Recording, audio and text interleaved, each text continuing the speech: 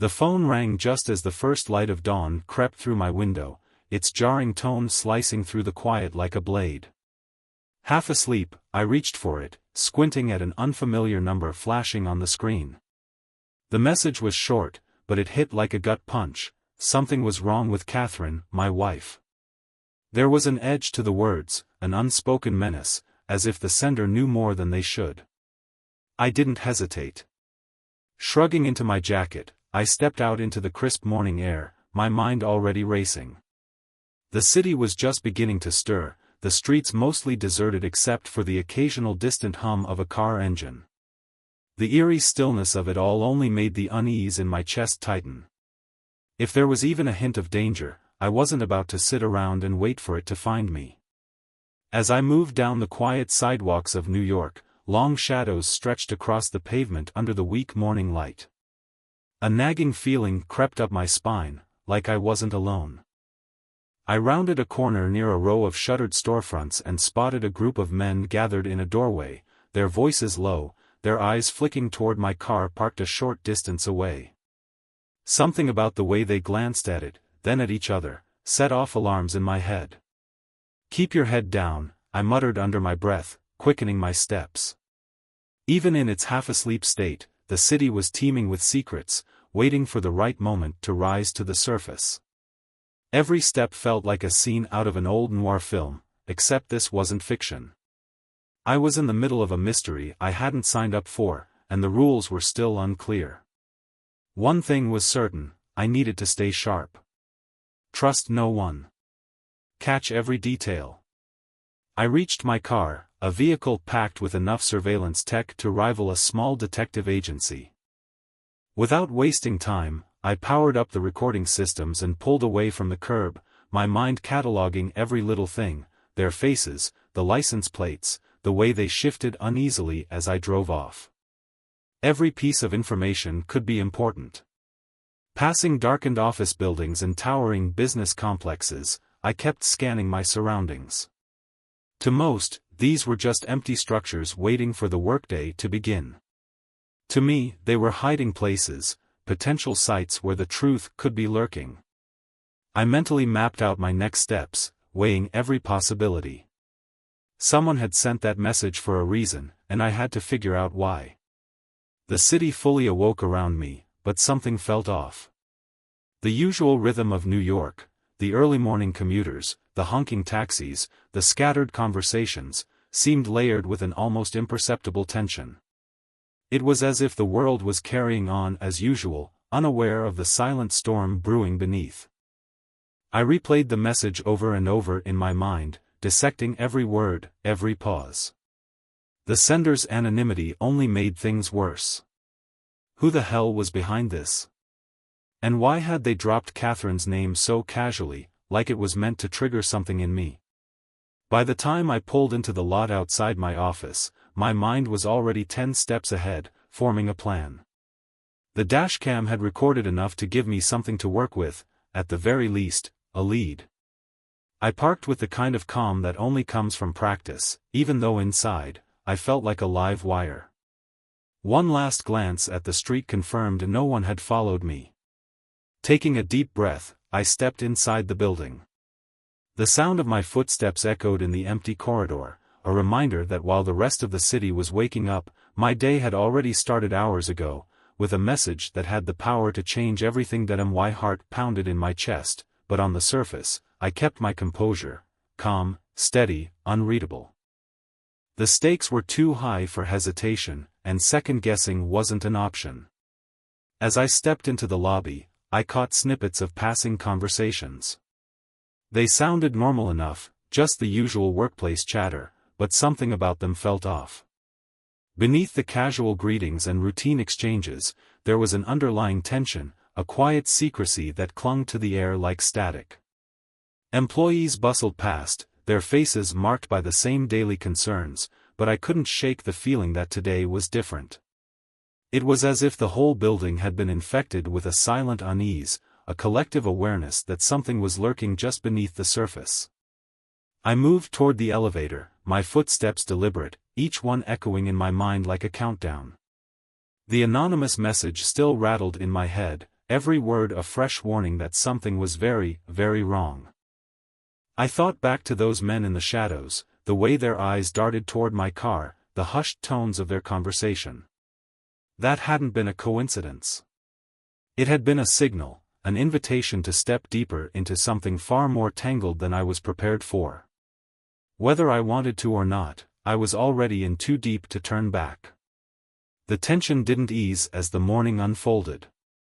Every glance, every clipped exchange between colleagues felt weighted with something unspoken. It wasn't paranoia, I could feel it. People knew something. And I needed to find out exactly what. One thing was clear, I wasn't going to stand by and wait for the truth to reveal itself. Someone out there had sent that message, and they knew something about Catherine. Whether this was a misunderstanding or a deliberate attempt to manipulate me, I had to get to the bottom of it. New York's early hours had never felt so charged. The usual rhythm of the city was still there, the honking cabs, the rush of commuters, but beneath it all, there was an edge, a quiet current of unease running through it all. I wasn't just walking into my office that morning, I was stepping into a battlefield where every shadow, every whisper could be a clue. I reached my office, the hum of computers and soft murmur of coworkers doing nothing to shake the heaviness that had settled over me. The door clicked shut behind me, sealing me in. Both mentally and physically, I locked everything else out, focusing entirely on what needed to be done. There was no room for distractions, no space for hesitation. Whatever this was, it had already made its way into my life, into my marriage, and I wasn't about to let it unravel without a fight. I had just arrived at the office, but there was no time to waste. Moving quickly down the corridor outside the conference room, I picked up on voices, low, urgent. Just ahead, near a closed office door, two employees stood in a shadowed alcove, their conversation hushed but unmistakably tense. "This corporate event, it's not what it seems," one of them muttered, his voice laced with unease. The other responded in a nervous whisper. "Yeah, I heard the same thing. Secret meetings, unauthorized access. They're handing out new badges, but only to a select few." I slowed my pace, pretending to check my phone as I absorbed their words. Secret meetings. Unauthorized access. New badges. None of it sounded like harmless office gossip. This was something bigger, something people were afraid to talk about. I made a mental note of their exact words. This wasn't the time to sit back and gather intel from a distance. I needed answers, and I needed them now. Instead of retreating to my office to process what I just overheard, I shifted gears and went straight for the source. A few feet down the hall, another group of employees stood chatting. I didn't hesitate. "What's going on with this corporate event everyone's whispering about?" My tone left no room for small talk. "I need the truth." A middle-aged manager I recognized hesitated, his usual confident demeanor cracking just slightly. I don't know what you mean," he stammered, his eyes darting around like he was searching for an escape. I didn't let up. "Cut the nonsense. I'm not here for office gossip, I'm here for answers. If something is happening, I need to know." He shifted uncomfortably, then offered a half-hearted shrug. "It's nothing. Just rumors. Don't worry about it." His dismissive tone didn't fool me. If anything, it confirmed what I already suspected, this wasn't just idle speculation. People were deliberately keeping something under wraps. And I was about to find out why. His answer had the polished feel of something rehearsed, a well-practiced deflection designed to shut down further questions. I'd seen this kind of evasion before in this building, too many times, in fact. And if experience had taught me anything, it was that silence often spoke louder than words. The way his colleagues avoided eye contact, the way conversations shifted the moment the corporate event was mentioned, it was all telling. The more I pressed, the clearer it became. People weren't just uninformed, they were intentionally keeping their distance, compartmentalizing their involvement. It wasn't that they didn't know, it was that they didn't want to be tied to whatever was going on. Every attempt I made to get specifics was met with the same routine responses, vague deflections, half-hearted shrugs, dismissive assurances that it was nothing. It was a coordinated silence. A cover-up. Just as I was about to turn back toward my office, a hushed conversation caught my ear. Near the reception desk, a security guard and a junior technician were speaking in low voices, their tones edged with uncertainty. I slowed my steps, keeping a safe distance but listening carefully. "They started issuing new access passes yesterday," the guard muttered, his voice just quiet enough that most people wouldn't have picked up on it. "I've never seen anything like it before. These aren't standard badges, whoever's getting them has clearance for some high-level meeting tied to the corporate event. And from what I hear, they're not supposed to exist." The technician's brows shot up. "Seriously? That's weird. I checked the logs earlier, and there was a pass registered just a few hours ago.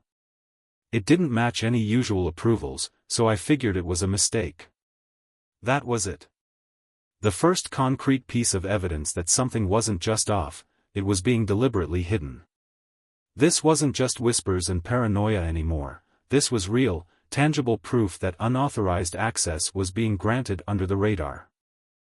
I lingered just long enough to make a mental record of every detail, the mention of newly issued passes, the unapproved entry logs, the guard's nervous tone. Then, without hesitation, I turned and retraced my steps, heading straight for the technical department. The corridor leading to the server room was sterile and quiet, the kind of place most employees passed without much thought. But right now, it felt like a gateway to the truth. Inside, I found a technician, one who looked noticeably uneasy. "I need access to the building's security logs," I said, keeping my voice steady. He hesitated but, after a moment, turned to his monitor. With reluctant movements, he pulled up the records. And there it was. Among the routine employee entries sat an outlier, a newly registered pass issued at an off-peak hour, with no approval attached to it. This wasn't just an oversight. Someone had tampered with the system, either to manipulate access or to allow someone entry without the usual authorization. I didn't waste time. I backed up the data onto a flash drive, knowing that this was more than just a lead. It was the first solid proof of a breach, evidence of a hidden scheme unfolding right under our noses. With the drive secure in my pocket, I made my way back toward the main hall, scanning my surroundings with fresh eyes. The atmosphere hadn't changed, but my perception had. Every hushed conversation, every wary glance, every door that closed a little too firmly, it all fit into a growing pattern. This wasn't just office gossip spiraling out of control. This was a deliberate effort to keep something buried. And whatever they were hiding had the potential to shake the entire foundation of this business. Before leaving, I made one last stop at the break room. The air inside felt heavy, thick with something unspoken. A small cluster of employees had gathered near the water cooler, their voices hushed, their faces drawn with concern. They weren't just chatting, they were strategizing, exchanging information they didn't want overheard. I didn't interrupt. Instead, I lingered near the doorway, keeping my presence casual, listening.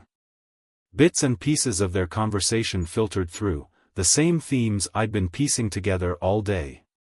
Unauthorized meetings. Special privileges. Select employees gaining access to something the rest weren't meant to know about. Every snippet confirmed what I already suspected: this wasn't just a corporate function. It was a carefully orchestrated maneuver, one laced with hidden agendas and personal ambition disguised as business strategy. As I stepped away, my resolve hardened. I had more than just hunches now, I had evidence. The security logs, the guarded conversations, the anxious glances, they all painted the same picture. Something was happening behind closed doors, and too many people were working too hard to keep it buried. This wasn't just an internal company matter. It was a conspiracy. I walked out of the office that day with a single goal in mind: put the pieces together and bring the truth to light. No more waiting. No more second-guessing. The first cracks in the facade had appeared, and there was no turning back. The discovery. The next morning, as I sifted through my usual pile of emails, something stopped me cold. At first glance, it was just another routine message thread buried in my inbox. But the subject lines, cryptic, loaded with subtle hints, sent a chill down my spine. The wording was deliberate, coded in a way that only someone involved in the planning would understand. As I read through them, the realization hit me like a punch to the gut. These emails hadn't just been sent by anyone. They had come from Catherine's phone. It wasn't direct, nothing that would immediately stand out to an outsider. But beneath the polite phrasing and businesslike tone, the details were clear: locations, times, meeting rooms, all tied to the corporate event. The timestamps lined up with the same irregular activity I'd found in the security system. This wasn't a coincidence. I reread the messages, my mind turning over every word, every implication. This wasn't some innocent scheduling mix-up. It was calculated, methodical, meticulously planned down to the last detail. And Catherine wasn't just attending this event. She was deeply involved. The realization left a bitter taste in my mouth. Whatever was going on, she wasn't just aware of it, she was part of it. Without hesitation, I backed up everything. Every email, every piece of digital evidence. Whatever this was, I needed to document it. Following the lead. There was only one way to be sure. I had to see it for myself. That afternoon, I drove to the address mentioned in the emails. A sleek, modern office complex loomed ahead, its mirrored windows reflecting the late-day sunlight. It wasn't just another business center, it felt like a hub, pulsing with quiet energy, a place where things happened behind closed doors. I parked at a safe distance, keeping my presence discreet. From my vantage point across the street, I activated the hidden camera built into my rearview mirror, zooming in to capture the details. The lobby was busier than it should have been at this hour. Employees moved in and out, but not with the usual end-of-day weariness. They had purpose, urgency, like they were reporting for something beyond their normal duties. Then, I spotted them. A steady flow of guests filtering in, some flashing sleek, unfamiliar access passes at the entrance. The same ones I'd overheard being discussed the day before. This wasn't an after-hours business meeting. This was something else entirely. The building's exterior was flawless, sleek glass, towering confidence, the kind of place where everything appeared perfectly in order.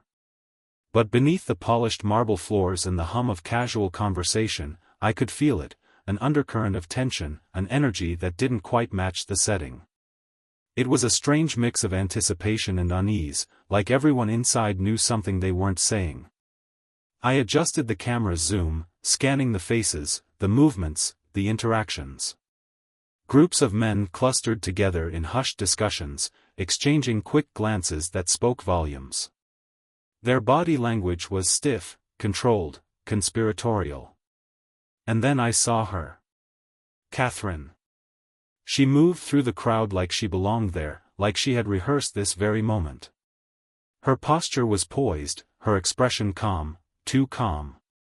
While others stole uncertain glances or whispered in corners, she exuded an ease that made my stomach turn. This wasn't a coincidence. Her presence here confirmed everything I'd suspected, everything the emails and security logs had pointed to. I kept the camera rolling, watching her closely. The way she laughed, too easily, too freely. The way certain people lingered just a little longer when speaking to her, the subtle nods, the glances, the fleeting gestures that hinted at prearranged signals. This wasn't just an ordinary work event. It was a carefully coordinated affair, and she was at the center of it. I needed more than just what my gut was telling me, I needed concrete proof. The evidence. Later that evening, back in my office, a trusted colleague approached me discreetly, his voice barely above a whisper. "This was left on my desk," he murmured, slipping a small flash drive into my hand. "Figured you'd want to see it." I plugged it in immediately. What appeared on the screen drained the last traces of doubt from my mind. A collection of photos and short video clips, each one a damning piece of evidence.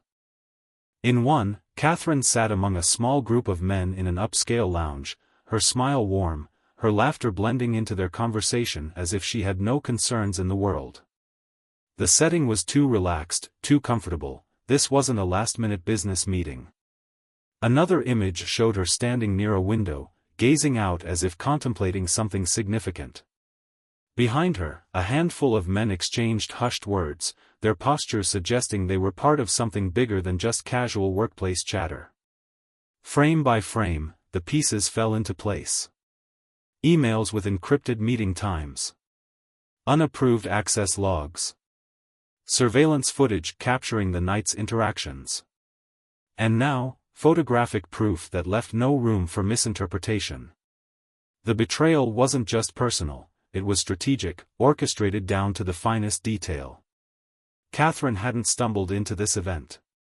She wasn't just a bystander in a corporate gathering that had spiraled into something more. She was involved, actively engaged in something that shattered the trust we had spent years building. Every detail, the phrasing of those emails, the carefully selected meeting locations, the coded messages, had been a deliberate, calculated effort. The reality of it hit me like a cold slap. This wasn't an accident. It wasn't a misunderstanding. It was a choice. A choice to deceive. A choice to manipulate. A choice to hide things from me while weaving a web of secrecy under the guise of professional obligations. I let the weight of the realization settle, letting logic override emotion. There was no time for anger, no space for grief. Those were distractions. Right now, all that mattered was assembling every piece of evidence and confronting the truth for what it was. For the rest of the night, I worked relentlessly, cross-referencing email timestamps with security logs, reviewing footage, analyzing every single detail. By the time I leaned back in my chair, exhausted but resolute, there was no doubt left in my mind. This wasn't just betrayal. It was a cover-up. And I was going to bring it all into the light. Each step of my investigation only reinforced what I had already uncovered. This wasn't some simple scheduling error or an innocent misunderstanding. It was a coordinated operation, carefully executed and involving far more people than just Catherine. The deeper I dug, the clearer it became, this wasn't just about personal betrayal. It was about power, secrecy, and control. The link between the digital records and the physical evidence was undeniable. Every email, every access log, every whispered conversation formed a puzzle that, once pieced together, told a single, irrefutable truth. She wasn't acting alone. There was a network behind this, a group operating beneath the surface, pulling strings while keeping up the illusion of business as usual. And I had the proof. With the full weight of reality settling on my shoulders, my focus sharpened. This wasn't just about me. This was an attack on everything I had worked for, on the very foundation of the company I had helped build. The betrayal ran far deeper than just infidelity. It was a deliberate, calculated move, and I wasn't going to sit back and let it unravel everything I had built. The moment felt like a shift in my own story. There was before I knew, before I understood the scale of this, and now there was after. I had the truth in my hands. Now, I had to decide what to do with it. The meeting. I stepped out of the building, my head still spinning with the weight of everything I'd uncovered. The parking lot stretched before me, rows of cars glinting under the early afternoon sun. The distant hum of traffic faded into the background as I walked, lost in thought. Then I saw him. Michael. He was leaning casually against his car, but something about him was off. His usual air of composure was gone, replaced with something tighter, tenser. His eyes darted around as if expecting someone to approach at any moment. The moment he spotted me, he pushed off the car and gestured for me to follow him to a quieter part of the lot. There were no pleasantries, no small talk, just a tension that crackled in the space between us. "I've got something you need to hear," he said, his voice low but firm. "This corporate event, it's bigger than you think." There was no hesitation in his words, no room for doubt. I listened as he laid out what he had learned, every sentence painting a clearer, more disturbing picture. According to Michael, someone high up in the company had approached him days ago, not casually, not politely, but with intent. The person had handed him something small but significant, a plastic badge. "They told me it was for a special access program," Michael said, his voice edged with unease. "But it wasn't processed through normal channels. The design, the coding, everything about it screamed off the books." He reached into his pocket and carefully pulled it out. I took a closer look. The badge was different from anything I'd seen before. Sleek, modern, with a coded strip that didn't match our usual security passes. It wasn't just a VIP access card, it was something else entirely. Michael continued, his voice tightening. "This isn't just about letting a few extra people in. They're controlling access. Who gets in? Who gets out? And who stays in the dark?" I turned the badge over in my hand, my mind racing. This wasn't just an internal company gathering. It was a controlled operation. And I had just stepped right into the middle of it that I turned the badge over in my hand, examining it closely. It carried the company's logo, but something about it felt off.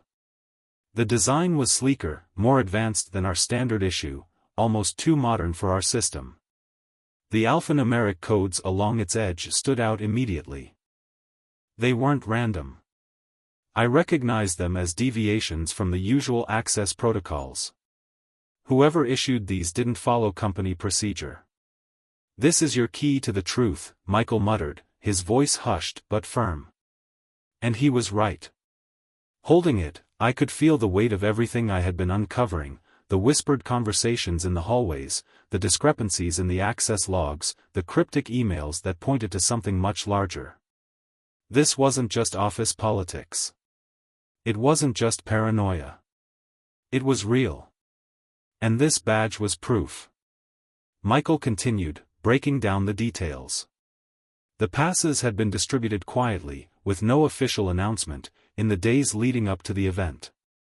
Only certain employees received them, their access granted through back channels, hidden from the usual authorization process. He described the atmosphere of secrecy that had settled over the company, the way conversations would abruptly stop when someone unfamiliar entered the room. Then he told me what truly cemented my suspicions.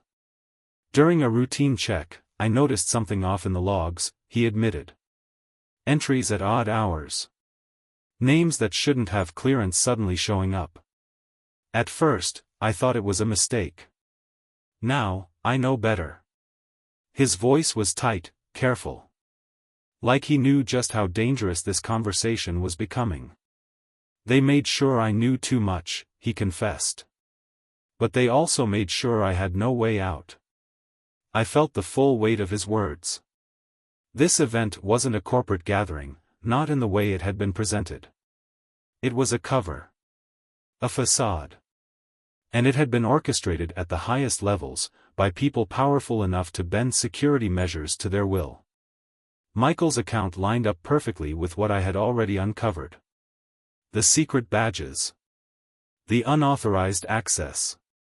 The deliberate manipulation of company systems. It was all connected. And Catherine, my wife, was in the middle of it. That realization cut deeper than anything else.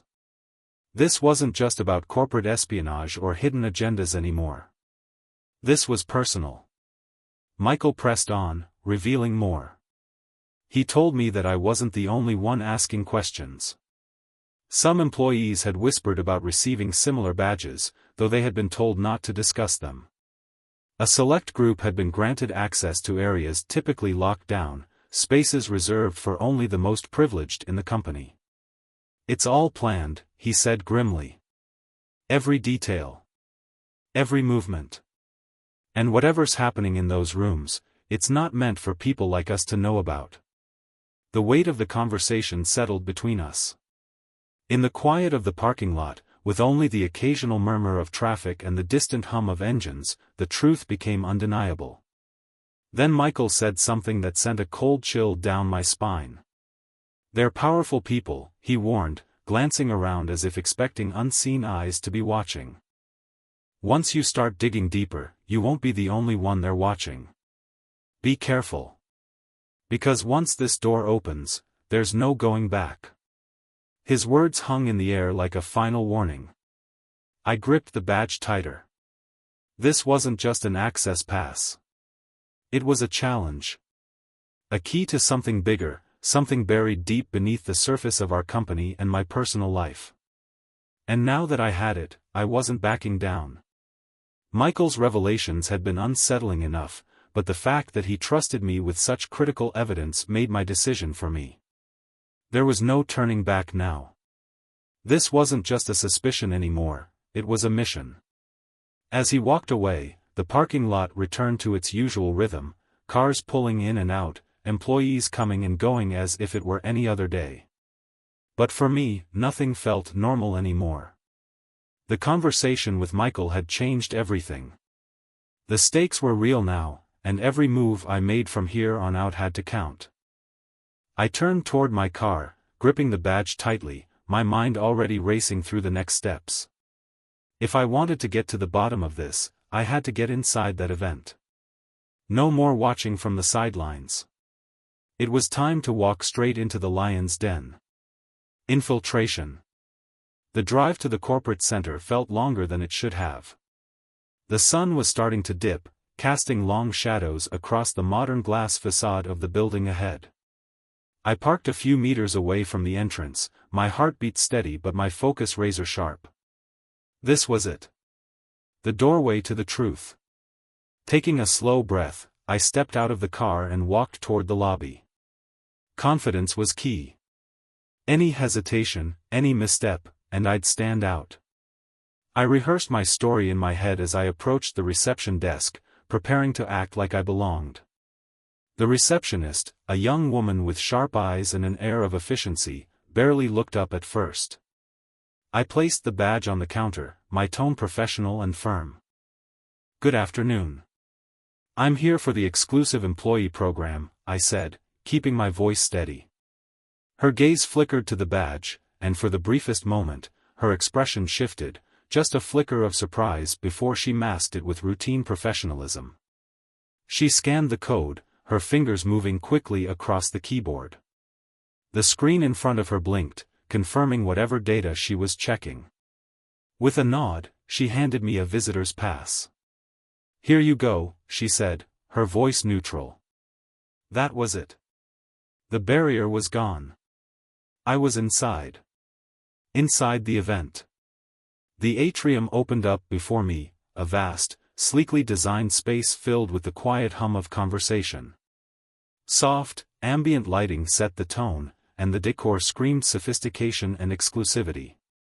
Nothing about this event was casual. As I moved through the room, I kept my expression relaxed, my posture at ease. Blending in was crucial. I couldn't afford to look like an outsider. I scanned the crowd, groups of well-dressed employees and invited guests, their conversations measured, their interactions purposeful.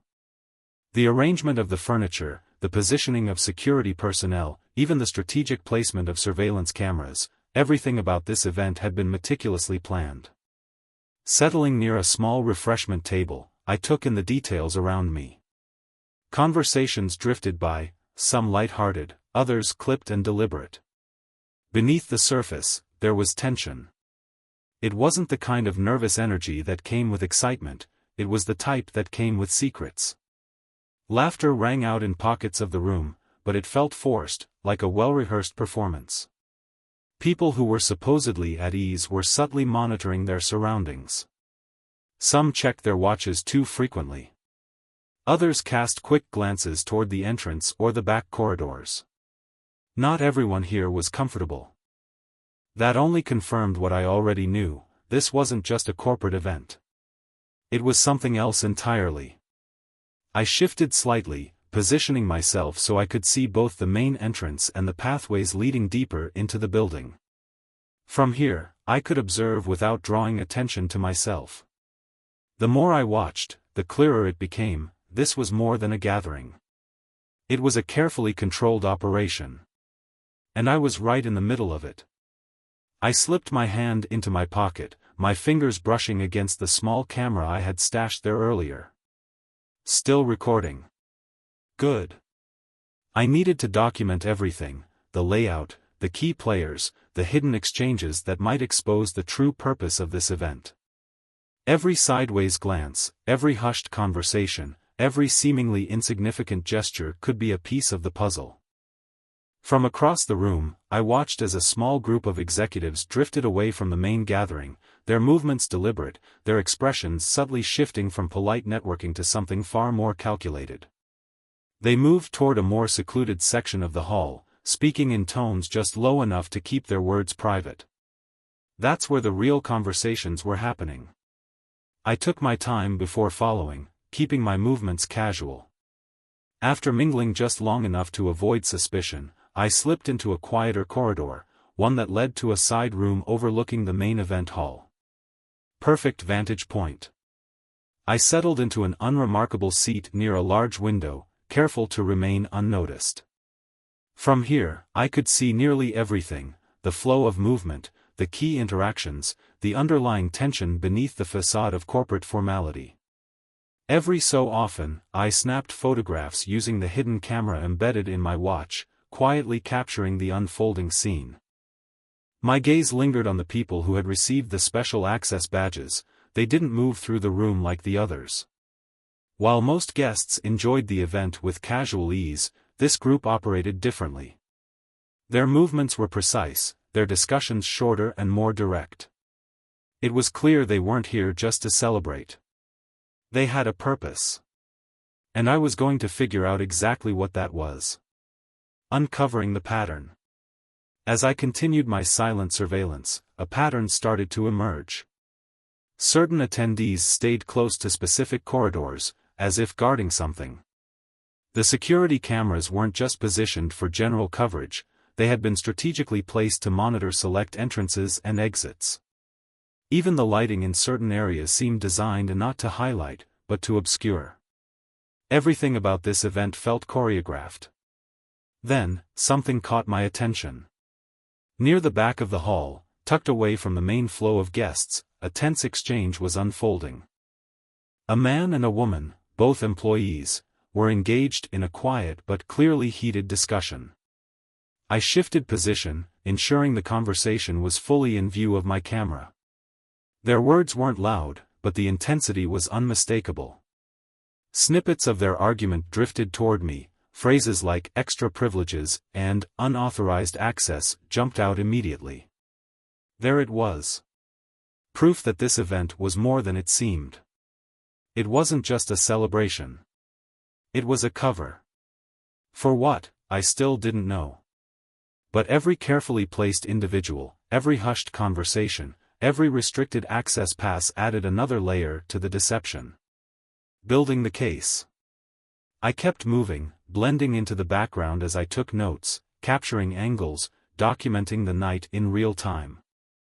Every element, the positioning of the cameras, the guarded entrances, the whispered exchanges, all pointed to a coordinated operation designed to keep certain information contained while allowing only a select few to access the real event. I wasn't just witnessing a corporate gathering. I was standing inside a carefully orchestrated illusion. And before the night was over, I was going to pull back the curtain and see exactly who was behind it all. What do you think, dear reader? Are there certain behaviors that might hint at infidelity? A shift in routine? Subtle changes in demeanor? Or is it something deeper, an instinct, an unshakable feeling that something just doesn't add up? As the night wore on and the event slowly wound down, I knew it was time to make my exit. The camera in my pocket was still rolling, capturing the final moments of an evening that had peeled back the layers of deception one by one. I had seen enough. I had recorded enough. And I had learned enough. Slipping back through the corridors, I blended once more into the crowd, careful not to draw any attention to myself. The same badge that had granted me entry now felt like more than just an access pass, it was the key to exposing the truth behind this tangled corporate conspiracy. As I stepped outside, the crisp night air hit me, a stark contrast to the artificial luxury of the world I had just left behind. The city was still alive, the distant hum of traffic merging with the glow of neon lights. For the people inside that building, it was just another night of whispered deals and carefully crafted illusions. But for me, it was something else entirely. Every piece of evidence, the snapshots, the overheard conversations, the hidden exchanges, was a puzzle piece, and I was dangerously close to putting the whole picture together. And then I saw her. Catherine. Amid the dim glow of chandeliers and the murmur of polished conversation, she stood out. Not because of her beauty or grace, though both were undeniable, but because of the unmistakable air of defiance surrounding her. She wasn't hiding. She wasn't caught up in guilt or hesitation. She was reveling in it. A cluster of well-dressed colleagues surrounded her, laughing too easily, their body language relaxed, as if they were part of some private joke. Catherine was at the center of it all, her head tilted back in laughter, her posture confident, almost theatrical. There was no remorse in her eyes. No hesitation in her actions. And the moment her gaze met mine, I saw it, the flicker of recognition, the tiniest shift in expression. But it was gone as quickly as it appeared. She didn't falter. She simply turned away, choosing to ignore me, as if my presence was nothing more than an afterthought. A deliberate move. A power play. The room seemed to change around us, the usual background chatter dissolving into something quieter, more focused. People were watching. Not obviously, not openly, but in the way that mattered. This wasn't just about deception anymore. It was a performance. A public display of defiance. A statement. Then, as if on cue, Catherine reached into her purse, pulling out something small, something unexpected. The object, whatever it was gaudy, out of place, almost theatrical against the sleek professionalism of the evening. It was impossible to ignore. She held it delicately, tilting it ever so slightly, letting the light catch its details as she turned it over in her hand. A message. A challenge. The energy in the room shifted. Conversation stilled, eyes widened as guests exchanged glances of intrigue and disbelief. Catherine's smirk remained playful, but there was something deeper behind it, something calculated. She knew exactly what she was doing. The air buzzed with an undercurrent of anticipation, as if the moment itself had tipped the scales of the evening. The gathering, once so carefully curated, now teetered on the edge of something unpredictable. And then, everything shattered. A sudden jolt, an unexpected malfunction, whatever Catherine had been holding, whatever message she had intended to send, went terribly wrong. The shift from control to chaos happened in an instant. And just like that, the night had changed forever. Time seemed to slow to a crawl as the decorative object in Catherine's hand turned from a bold statement into a dangerous miscalculation. Whatever she had intended, whatever message she had hoped to send, it had backfired spectacularly. A gasp rippled through the room as the object malfunctioned, the once symbolic gesture twisting into something unintended and far more consequential. A sharp cry tore from Catherine's lips as pain registered across her face. The self-assured confidence, the careful poise, it all crumbled in an instant. Chaos erupted. The polished, controlled energy of the event collapsed under the weight of sudden disorder. Guests stumbled back, their fascination giving way to alarm. Some bolted for the exits, while others stood frozen, trying to process what had just happened. A handful of Catherine's colleagues rushed to her side, concern flickering across their faces, but even that was laced with confusion, maybe even fear. The sharp bark of commands from security cut through the growing panic. Orders were shouted. A few of the higher-ups attempted to restore control, but it was too late. The carefully maintained illusion of exclusivity and power had shattered. I remained where I was, watching. Recording. Taking in every detail. This wasn't just an accident, it was a complete derailment of whatever script had been planned. Catherine collapsed to the floor, clutching the injured part of her body, her expression frozen in a mixture of shock and disbelief. The decorative object, the symbol of her defiance, of whatever role she played in this game, now lay discarded on the ground, a silent marker of how quickly things had spiraled out of control. Then, the sirens. Red and blue lights flashed through the grand windows, casting eerie reflections against the pristine glass and marble. Within moments, paramedics burst into the room, their efficiency a stark contrast to the confusion that had consumed the event. They surrounded Catherine, their movements swift and calculated, tending to her injuries with practiced precision. The murmur of voices filled the air, some urgent, some whispering behind cupped hands.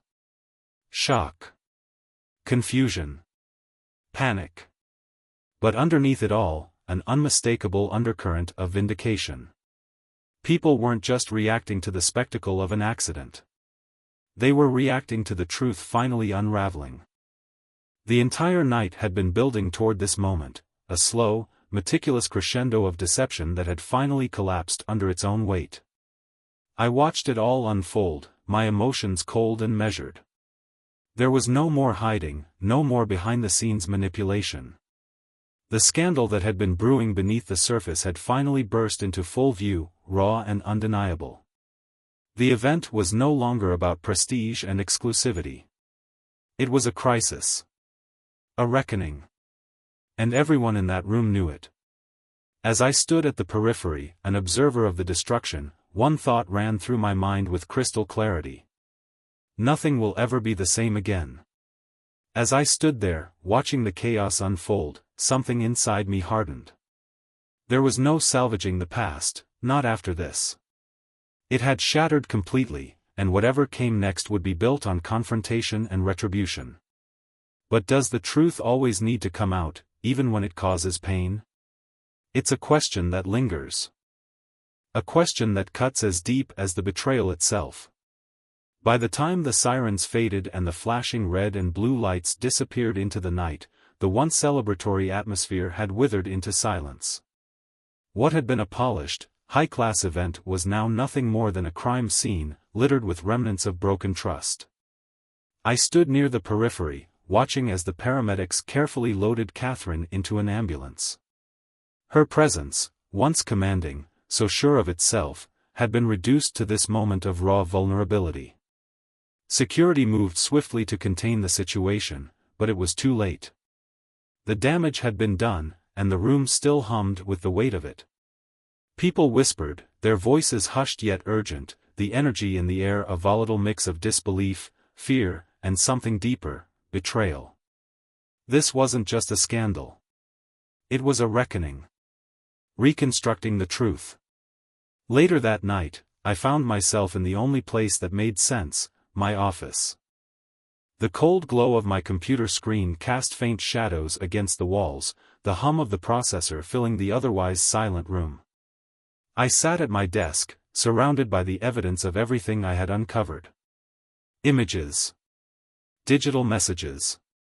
Surveillance recordings. Security logs. Piece by piece, I sorted through the mosaic of deceit, each file serving as another nail in the coffin of the lie that had been carefully constructed around me.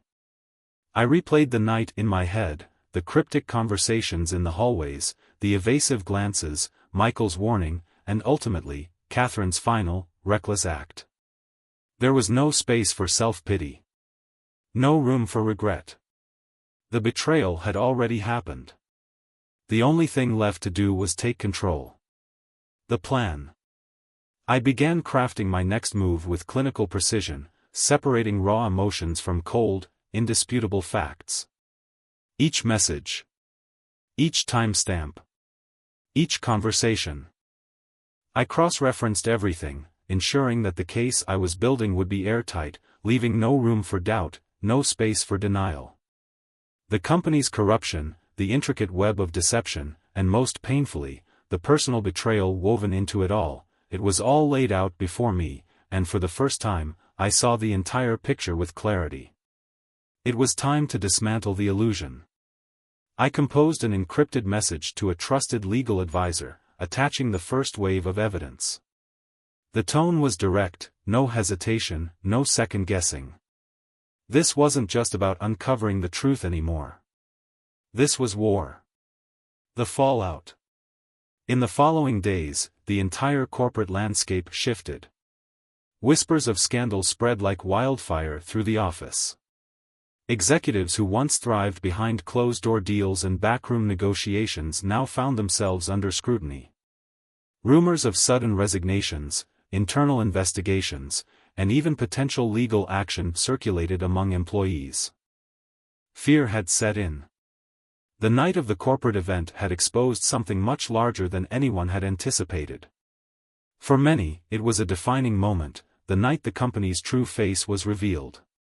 For me, however, it was personal. The illusion of trust had been shattered, leaving me with no choice but to reevaluate everything I once believed in, not just about my colleagues, but about myself. The very foundation of my identity, my work, my relationships had been called into question, forcing me to strip everything down to its core. I spent hours in meetings with legal teams and corporate security, carefully planning the next steps. Each discussion was a strategic battle, a quiet war fought with cold facts and irrefutable evidence. With every document, every piece of testimony, the case against those who had orchestrated this conspiracy became stronger. The mission was clear: expose the corruption, hold those responsible accountable, and rebuild the company from the ruins of deceit. I made no illusions about how difficult this would be. The road ahead was long, exhausting, and deeply personal. Every step would require relentless focus and unwavering commitment. But the pain, the betrayal, the uncertainty, all of it only reinforced my resolve. That night, as I sat alone in my dimly lit office, I stared out at the city, a sprawling maze of light and motion, stretching far beyond the glass of my window. It no longer looked the same. What had once symbolized success and stability now felt different. It no longer represented the past, it whispered of a new beginning. And in that quiet moment, I made a decision. I would no longer let deceit define my life or my work. Never again. The scars of that night would serve as a permanent reminder, a lesson burned deep into my being. A reminder of the price of misplaced trust, and the strength that comes from surviving it. Rebuilding from the ashes. What do you think? When trust is broken, when betrayal is laid bare, is there a path back? Should there be? Is forgiveness even possible, or does it always mark the end of the road? The following morning, as the city awoke, I stepped into my office with a renewed sense of purpose. The weight of the previous night still lingered, but it no longer paralyzed me. I had work to do.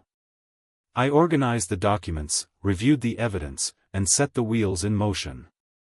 Every action was deliberate, every move calculated to not just reclaim control, but to cleanse the corruption that had festered beneath the surface for far too long. This wasn't just about recovery. This was the beginning of something new. The betrayal had changed me, but not in the way it was meant to. It had hardened my resolve. It had sharpened my instincts. It had forced me to see the truth, no matter how painful it was. And now, with nothing left to lose, I was ready. The fight ahead would be brutal, and the cost would be steep.